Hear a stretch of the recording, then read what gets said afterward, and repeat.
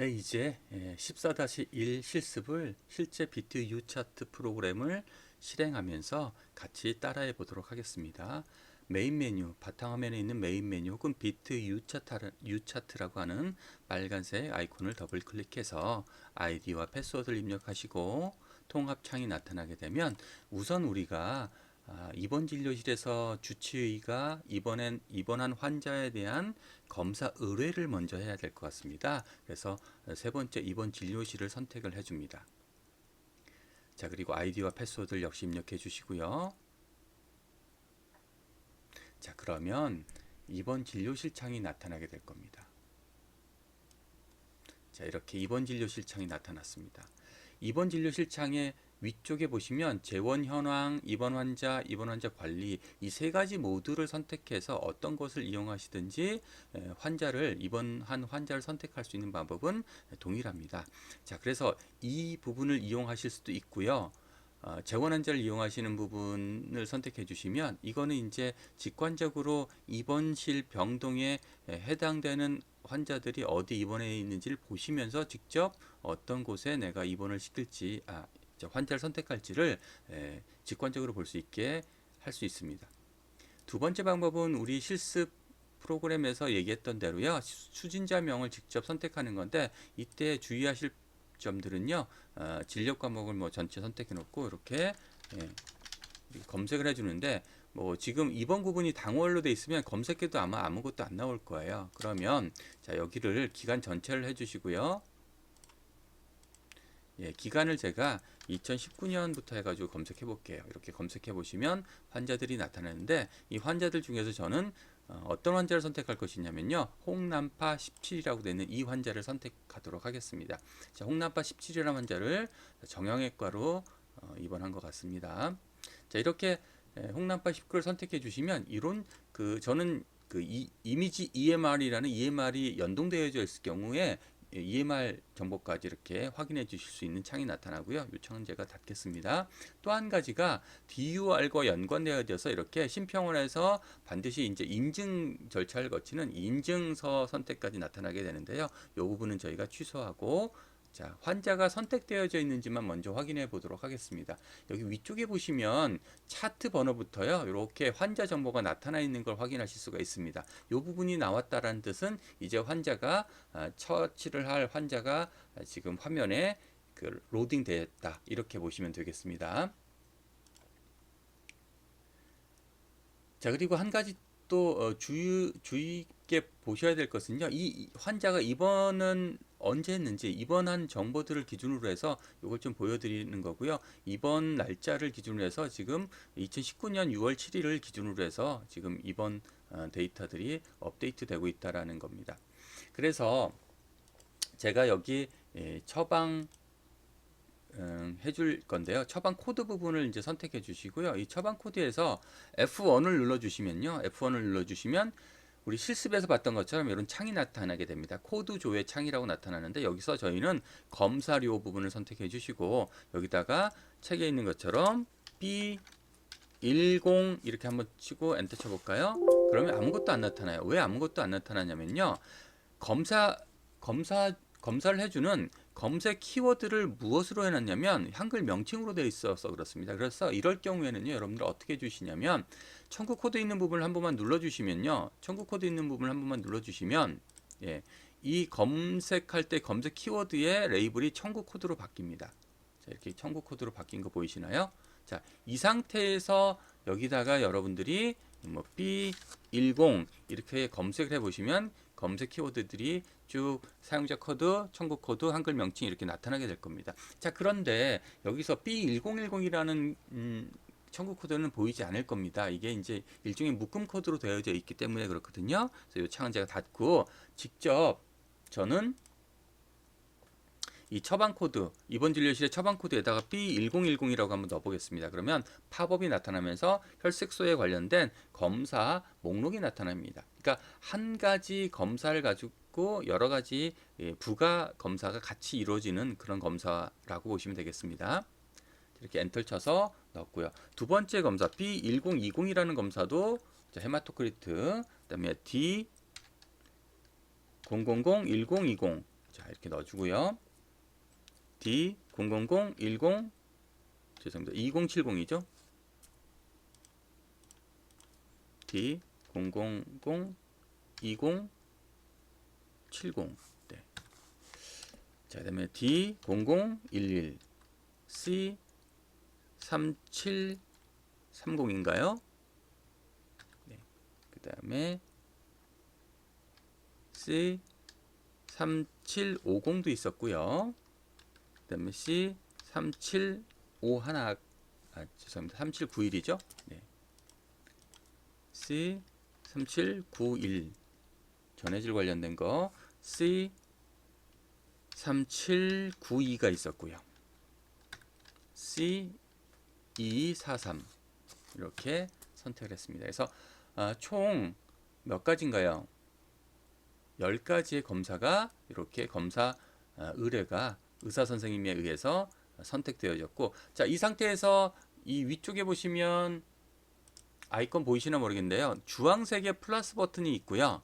이건 처방에 대한 저장 부분이 되고, 오른쪽 끝에 보시면 Full이라고 해서 파란색으로 되어 있는 디스켓 모양의 아이콘이 있습니다. 그래서 요거 먼저 눌러주시고 그 다음에 요거 눌러주셔도 되고요. 아니면 전체 처방을 다 저장하고 싶다라고 한다면 여기 파란색 Full 디스켓 모양의 아이콘을 클릭해 주시면 이 처방들이 저장이 되게 됩니다. 그런데 지금 처방되는 처방이 며칠로 되어져 있는지도 먼저 좀 보고 가겠습니다. 자, 처방 일자가 언제냐면 2019년 6월 7일로 되어져 있죠. 이것도 기억해 두시기 바라겠습니다. 자, 이제 저장 버튼을 눌러서 제가 처방을 완전히 저장하겠습니다. 풀 눌러주시면, 자, 이제 입원 진료실은 끝난 겁니다. 검사 의뢰가 주치의에 의해서 홍남파 17이라는 환자의 입원 환자에 대해서 검사 의뢰가 이루어진 거예요. 자, 이 창을 잠깐 내려놓고 이제 검사실로 가도록 하겠습니다. 검사실로 가기 위해서 이제 7번째 아이콘 통합정보창에 7번째 지원부서를 클릭해 주겠습니다. 그리고 역시 아이디와 패스워드를 입력해 줍니다. 자, 그러면 이렇게 지원부서 창이 나타나게 되는데요. 제가 창을 넓혀서 보도록 하겠습니다.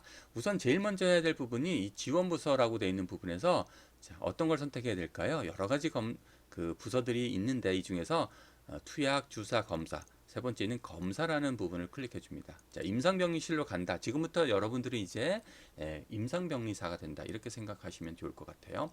자, 그리고 대기 환자 제대로 되어져 있는데 우리 검사 의뢰를 했던 환자의 내용이 보이고 있습니까? 안 보이고 있습니까? 보이지 않고 있죠.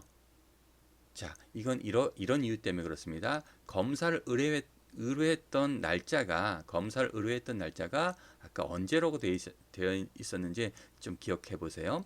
여기는 지금 2020년 5월 26일 현재 날짜로 되어 있기 때문에 현재 날짜에서 검사 의뢰한 건 없고요. 그 환자는 2019년 6월달 06 6월달에 제가 아까 22일로 기억하고 있는데 이렇게 되어져 있었나요? 6월 22일, 6월 7일, 6월 13일, 6월 20일, 6월 20일이었네요. 6월 20일로 이렇게 검사 의뢰가 들어갔던 것 같아요. 그래서 이렇게 검사 의뢰가 들어가게 되면 그 날짜를 선택해 주셔야지만 그 검사 의뢰 리스트가 나타나게 됩니다. 자, 이런 검사가 있구나. 이 환자의 차트 번호 나타나 있고요. 이런 검사 정보들을 쭉 확인해 주실 수가 있습니다. 자, 그런데 봤더니 보세요. 6월 20날로 했더니 검사 환자 이름과 차트 번호가 이렇게 양송이라는 사람의 이름이네요. 저는 분명히 홍남파 17이라는 환자 이름이었었어요. 그러니까 이 환자가 아니네요. 그러면 날짜를 다시 한번 조정해 보겠습니다. 제가 날짜를 2019년 6월 5일로 하지 않았나 싶은데요. 6월 5일? 6월 5일은 아니네요. 그럼 6월 6일, 6월 7일, 6월 7일이 맞네요. 6월 7일 날 의뢰했던 거예요. 그래서 여기 반드시 이 환자 이름과 차트 번호를 꼭 확인해 주는 확인 작업들이 필요하다는 거 꼭 잊지 마시기 바라겠습니다. 자, 이렇게 환자를 선택한 하겠습니다. 그러면 이 환자 아무거나 클릭해 주시면 아무 곳이나 클릭하셔도 이 왼쪽에 파란색 버튼이 이렇게 선택되는 걸 확인하실 수 있어요. 네, 이 환자를 선택했다라는 뜻이고요. 이제 혈액을 뽑고 검체를 획득하는 과정이 끝났다 싶으면 이 위쪽 상단에 파란색 화살표 버튼 있죠. 시행 완료 버튼입니다. 이 시행 완료 버튼을 콕 하고 클릭해 줍니다. 그러면 선택된 처방을 접수 완료하시겠습니까? 라고 물어보는 메시지 창이 뜨죠. 그러면 예 눌러 주십시오. 그러면 이 내용이 없어지죠. 네, 우리가 검체를 획득하는 과정은 끝난 겁니다. 그럼 그 획득한 검체를 이제 뭐 할까요? 검사를 기계에다 넣어서 막 돌리겠죠. 그리고 검사가 완료되는 시점에서 검사 결과지에 어떤 결과값을 입력하기 위해서는요. 지금 출력 옆에 대기 환자가 아니라 완료 환자라는 걸 선택해 줍니다. 자, 그래서 완료 환자에 가보시면 그 아까 봤던 홍남파 17이라는 환자를 확인해 주실 수 있고요. 네, 이렇게 확인해 주실 수 있고 선택하신 상태에서 이제 이 환자에 대해서 검사 결과 실제 데이터를 입력해 보도록 하겠습니다. 우리 실습에서는 스텝 몇 번이었나요? 스텝 14번이었습니다.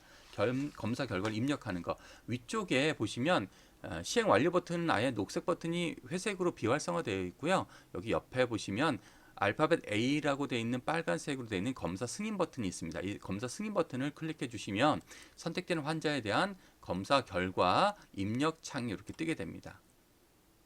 자, 그리고 이때도 또 보실 필요가 있는 것이 이게 2019년 6월 7일 날 날짜로 검사를 의뢰하고 검사한 거예요. 그러면 이 접수 일자를 오늘 날짜가 아니라 그 해당되는 날짜로 입력해 주셔야지만 그 해당되는 환자의 정보를 확인하실 수가 있습니다. 제가 2019년 6월 7일로 선택했고요.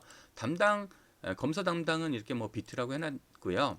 그 다음에 여기서 이렇게 검사 의뢰된 정보들을 쭉 확인해 보실 수 있는데 저는 이 CHE라고 되어 있는데 홍남파 17이라고 되어 있는 검사 의뢰 데이터들을 확인하실 수가 있습니다. 그래서 이때 이제 이 홍남파 17이라는 환자를 선택해 주시고 더블 클릭해 주시고 환자의 정보들을 명확하게 잘 기억해 두신 상태에서 여기 차트 번호랑 다 있죠? 이 상태에서 이제 여기 검사 결과지를 여기다가 입력해 주시는 거예요. 여기다가 입력해 주셔야 됩니다. 자, 그럼 하나씩 입력을 해보도록 하겠습니다. 실제로 스텝 14번에 있는 것과 똑같은 형태로 한번 입력을 해보도록 하겠습니다. 첫 번째 값은 15였습니다. 두 번째 값은 35, 그 다음에 99, 33, 22, 2, 5, 5, 3, 2, 7. 제가 이거 하나씩 밀리더라고요. 5를 하나 더 넣겠습니다. 5, 그 다음에 3, 2, 7, 그 다음에 0.3 이렇게 입력을 해보겠습니다. 자, 이렇게 입력했을 때 입력된 결과값 바로 옆에 있는 D하고 P라는 값이 있는데요. 이 D하고 P라는 값이 있는데 파란색으로 되어 있다는 건 정상, 빨간색으로 있다는 것은 비정상을 의미한다라고 말씀드렸었죠. 이렇게 입력하셨으면 자, 이 검사 결과 입력 창의 왼쪽에 두 번째 상단에 있는 디스켓 버튼의 아이콘을 클릭해 주시고요. 최종 보고 눌러 주셔서 저장을 마치도록 하겠습니다. 입력된 결과값을 저장했습니다. 자, 그리고 이제 창을 닫아 주시고요. 이 검사가 완전히 끝났고 검사 결과값까지 완전히 입력이 끝난 겁니다. 그러면 우리 실습은 여기까지 해서 끝나는 걸로 되어져 있습니다. 그런데 저희는 한 스텝 좀 더 가보도록 하지요. 자, 이 지원부서 창은 잠깐 이제 내려놓으시고요. 다시 입원 진료실로 가보도록 하겠습니다. 입원 진료실에서 환자를 선택해 주시고요. 방금 전에 선택했던 환자, 홍남파 17이라는 환자를 우선 선택해 보도록 할까요? 홍남파 17이라는 환자를 제가 선택해 보도록 하겠습니다.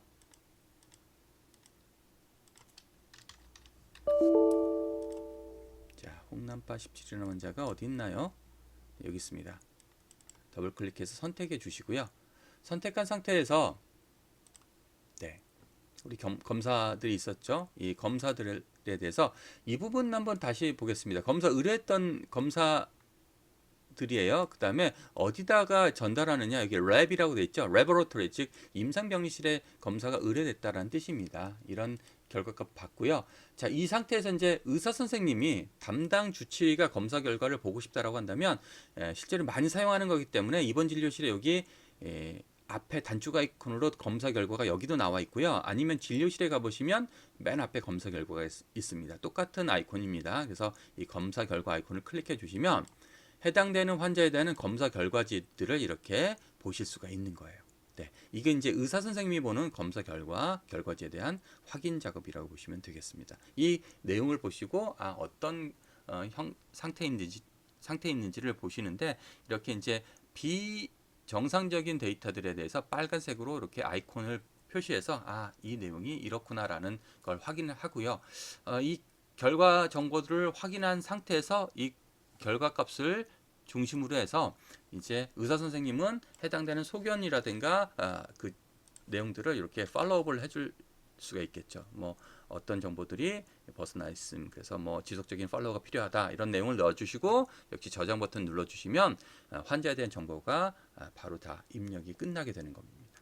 다시 한번 보시고 싶다라고 한다면 환자 선택해 줍니다.